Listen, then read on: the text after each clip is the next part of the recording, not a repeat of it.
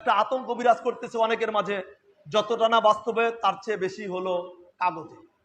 সেটা হলো ওই এক সাপ, রাসেল ভাইপার। কি বলেন?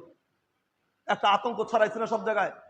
বাস্তবে যাই থাক, তার চেয়ে বেশি কাগজে কলমে। এখন সোশ্যাল মিডিয়া আছে, সব জায়গায় মানুষের ভিতরে একটা আতঙ্ক ধরাই দিচ্ছে। সাপ পৃথিবীতে শুরু থেকেই ছিল, এখনো আছে।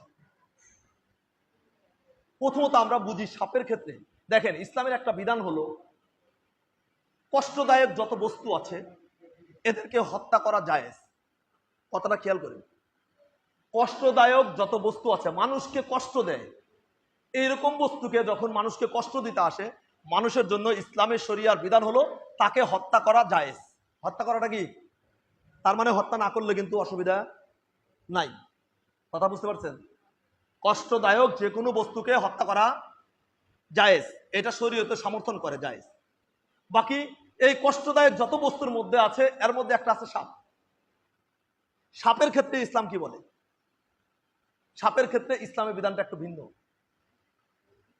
রসুল সাল্লাল্লাহু আলাইহি ওয়াসাল্লাম এক হাদিসের ভিতরে বলেন, রসুল সাল্লাল্লাহু আলাইহি ওয়াসাল্লাম বলেন, যেদিন থেকে, কবে থেকে?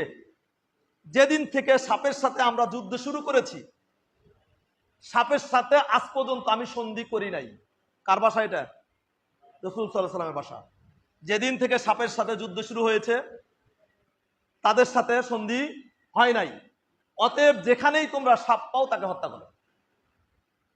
যেখানেই সাপ দেখো তোমরা তাকে কি করো? মেরে ফেলো। যদি কোনো ব্যক্তি সাপে কষ্ট দেবে এই ভয়ে সাপকে হত্যা না করে, না মারে, সে আমি নবীর উম্মতি না। এক নম্বর হাদিস। কি বললাম? যেদিন থেকে সাপের সাথে আমাদের যুদ্ধ শুরু হয়েছে, সাপের সাথে আমাদের কোনো সন্ধি হয় নাই। অতএব তোমরা সাপকে হত্যা করো। যদি কোনো ব্যক্তি সাপে কষ্ট দেবে এই ভয়ে, সাপে কামড় দিতে পারে, সাপে কামড় দেবে বা অন্যভাবে কষ্ট দেবে, এই ভয়ে সাপকে হত্যা না করে ছেড়ে দেয়, সে আমার উম্মত না। এক নম্বর হাদিস। নাম্বার 2, রসুল সাল্লাল্লাহু আলাইহি সাল্লাম বলেন, তোমরা যেখানে সাপ পাও সেখানে তাকে মেরে ফেলো। যদি কোনো ব্যক্তি সাপ প্রতিশোধ নেবে এই ভয়ে সাপকে হত্যা না করে, তাহলেও সে আমার উম্মত না।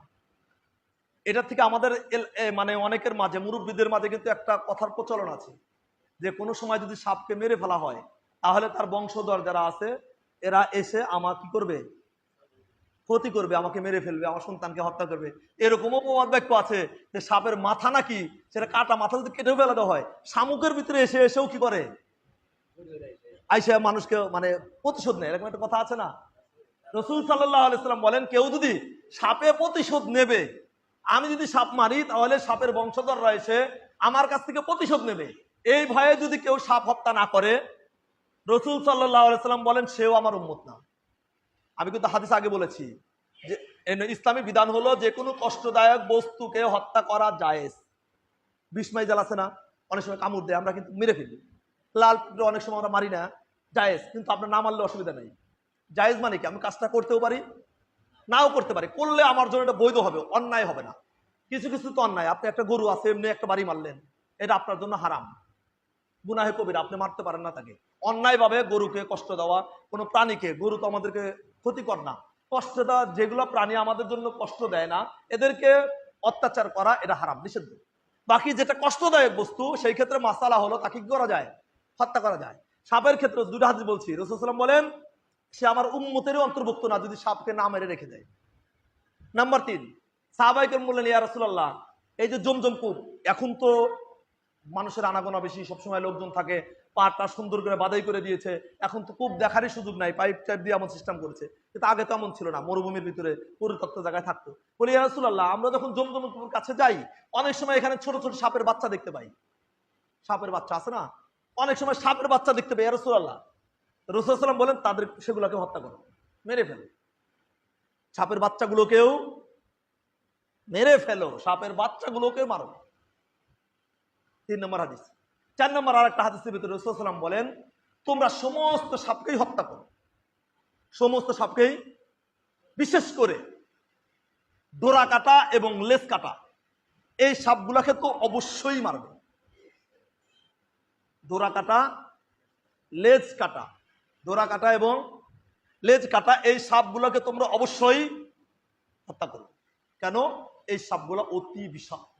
এই সাপগুলো কি কারণ হলো কেন রাসূল সাল্লাল্লাহু আলাইহি ওয়াসাল্লাম বলতে সব সাপকেই মারো, বিশেষ করে এই দুইটাকে কেন মারবে? কারণ হলো এই ডোরা কাটা যে সাপটা আছে এই সাপটা এবং লেজ কাটা যে সাপটা আছে এই সাপটা অতি বিষাক্ত, অতি বিষাক্ত। অতি বিষাক্ত হওয়ার কারণে বিশেষভাবে এই সাপগুলোকে অবশ্যই মারো। তাইলে মোটামুটি 4টা হাদিস পাইলাম যে হাদিসগুলোর ভিতরে সবগুলোর ভিতরে সাপকে মারার কথা বলা হয়েছে। বিশেষ করে সেই হাদিসটায় বিশেষভাবে 2 ধরনের সাপের কথা বলছে এবং এর কারণ হলো এর ভিতরে বিষ বেশি।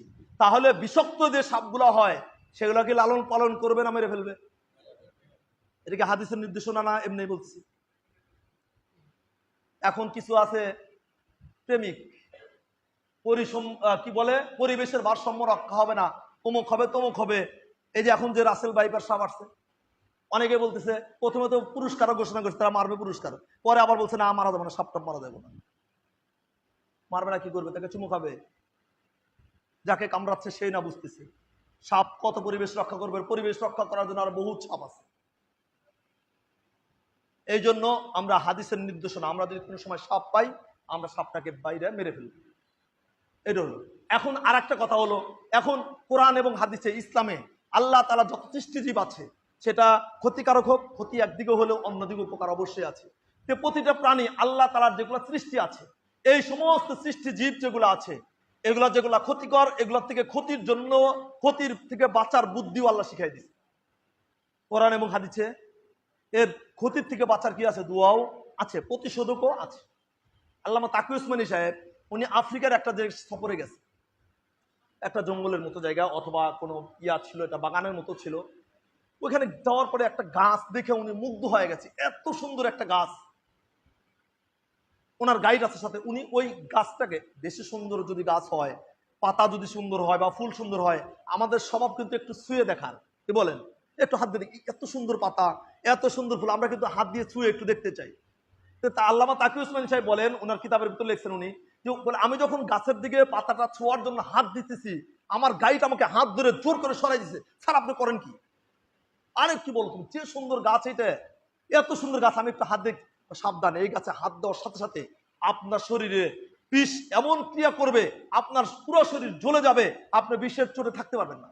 এটা পৃথিবীর সবচেয়ে বিষাক্ত গাছ।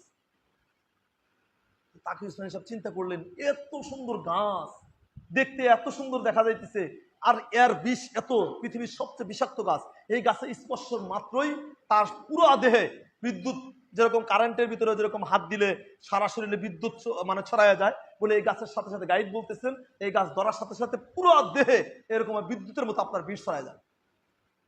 তাকি উসমানী সাহেব বললেন যে আল্লাহ তাআলার তো একটা বিধান, যে কোনো বিষাক্ত জিনিস আল্লাহ তৈরি করবেন তার প্রতিষেধক আল্লাহ তাআলা দিয়েছেন। বললেন যে ভাই আমার তো কোরআন হাদিসের থেকে যে জ্ঞান আছে একটা আছে, এই বিষাক্ত গাছ কেউ না জেনে ধরে ফেললে উপায় কি? এই বিষ থেকে বাঁচার উপায় কি? তো গাইড বলতেছে দেখেন স্যার, এই যে নিচে এই গাছের পাশে ছোট্ট একটা গাছ আছে, ওর পাশে ছোট একটা গাছ, বলে কেউ যদি ভুল করে এই গাছটা ধরে ফেলে সাথে সাথে এই গাছের পাতা তাকে খাওয়াই দিতে হবে। এই গাছের পাতা খাওয়াই দিলে আল্লাহ তাআলা তার বিষটাকে শেষ করে দিবে। তো উনি বলতেছেন আসলে আল্লাহ তাআলা যে কোনো কঠিন, এই গাছটা বোনা লাগে আর ওইটা বোনা লাগে না, এই গাছ যেখানে হবে অটোমেটিকলি তার প্রতিশোধক যে গাছটা আছে সেখানে হবে। তা আল্লাহ তাআলা পৃথিবীতে অনেক কষ্টদায়ক বস্তু সৃষ্টি করেছেন, একদিক দিয়ে কষ্টদায়ক, অন্য দিক দিয়ে এগুলো আমাদের জন্য উপকারী। উপকার থেকে খালি না, সাপের বিষের দাম এক হীরার দামের চেয়ে বেশি। সাপ যেটা আমরা এত বিষাক্ত, এই সাপের বিষের মূল্য হীরার চেয়েও দামি। সাপের বিষ কোটি কোটি টাকা দাম এই বিষের। যাই হোক, ওষুধ তৈরি হয়। এখন এই যে বিষাক্তকর প্রাণী বিভিন্ন সময় জমিনে বিচরণ করে, এগুলো থেকে বাঁচার উপায় কি? রাসূল সাল্লাল্লাহু আলাইহি ওয়াসাল্লাম হাদিসের ভিতরে দোয়া শিখিয়ে দিয়েছেন। খালি এই রাসেল ভাইপার না, এর চেয়েও যদি কোনো বিষাক্ত কোনো সাপ, বিষাক্ত কোনো বিচ্ছু, বিষাক্ত কোনো কিছু যদি থাকে, এগুলো সমস্ত বিষাক্ত বস্তু থেকে মুক্তি পেতে চাইলে একটা দোয়া আছে। রাসূল সাল্লাল্লাহু আলাইহি ওয়াসাল্লাম বলেন প্রতিদিন যেই ব্যক্তি প্রতিদিন সকালে এবং সন্ধ্যায় 3 বার করে এই দোয়াটা পড়বে, আল্লাহ তাআলার যত বিষাক্ত প্রাণী দুনিয়ায় তৈরি করেছেন সকলের বিষ থেকে, সকলের কষ্ট থেকে এই ব্যক্তিটা নিরাপদ থাকবে। এই দোয়াটা শেখার দরকার আছে না আমাদের? দোয়াটা শিখবো, ছোট্ট একটা দোয়া, হয়তো অনেকেই পারি, আমরা শিখবো। দোয়াটা হলো আউযু বিকালিমাতিল্লাহি তাম্মাতি মিন শাররি মা খালাক। বলি সবাই, আউযু বিকালিমাতিল্লাহি তাম্মাতি মিন শাররি মা খালাক। ফজরের পরে 3 বার, হয়তো মাগরিবের নামাজের পর 3 বার এই কথা মনে মনে করে আল্লাহ বা সাপ সহ যত কষ্টদায়ক বস্তু আছে এগুলা যেন আমাকে ক্ষতি না করে, এই নিয়ত রেখে যদি কোনো ব্যক্তি সকাল এবং সন্ধ্যায় এই দোয়াটা আউযু বিকালিমাতিল্লাহি তাম্মাতি মিন শাররি মা খালাক, ছোট্ট একটি দোয়া, এই দোয়াটা যে পাঠ করবে, এই দোয়াটা মুখস্থ করে নেবে। খালি আজকে সাপ আসছে, কালকে বিচ্ছু, কত কিছু তো থাকতে পারে, কত জায়গায় থেকে আমাদের চলাচল করা লাগে। প্রতিদিন যদি আমরা ফজর এবং সকালে এবং সন্ধ্যায় আমরা এই দোয়াটা 3 বার করে পড়ি, ইনশাআল্লাহ রাসূল সাল্লাল্লাহু আলাইহি সাল্লামের কথা হলো, যত বিষাক্ত কিছু আসুক না কেন আল্লাহ তাআলা তোমাকে নিরাপদ রাখবে, আল্লাহ তাআলা এই কষ্ট থেকে মুক্ত রাখবে। এই জন্য আমাদের শেখা দরকার আছে না? কি বলেন, দরকার আছে কিনা? আমরা এই দোয়াটা মুখস্থ করে নেব। এই দোয়াটা আমার কাছে লিখিত আছে, আমার ইয়েতে আছে, আমার দরকার পড়লে ওই যে আলামিন কম্পিউটার আছে, এখানে সেলিম কম্পিউটার আছে, ওখানে দেবো, ওদের কাছে দিয়ে রাখবো। আপনারা ওইখান থেকে চাইলেও নিয়ে নিতে পারবেন। নিয়ে দোয়াটা মানে আরবিতেও দেওয়া আছে, বাংলায় দেওয়া আছে, অর্থ সহ দেওয়া আছে। আমরা মুখস্থ করে নেব এবং প্রত্যেক দিন সকালে এবং সন্ধ্যা আমরা দোয়াটা ইনশাল্লাহ 3 বার করে পড়বো। তাহলে পড়লে ইনশাল্লাহ আমাদের আতঙ্ক থাকার কিছুই নেই। মোট মৃত্যু যেদিন আসবে সেদিন হবেই। বাকি আতঙ্কিত হয়ে কাজ কাম বাদ দিয়ে বা এই সমস্ত অহেতুক আতঙ্কের মুসলমান আতঙ্ক হওয়ার দরকার নাই। আমরা ইনশাল্লাহ দোয়াটা পড়বো, যত বিষাক্ত কিছুই কেন না হয় আমরা ইনশাল্লাহ নিরাপদ থাকতে পারবো। ঠিক আছে না ইনশাল্লাহ? আল্লাহ তাআলা আমাকে এবং আপনাকে প্রতিটি কথার উপর আমলের তৌফিক দান করুন। সবাই বলে আমিন। যারা সুন্নাত করেন, যারা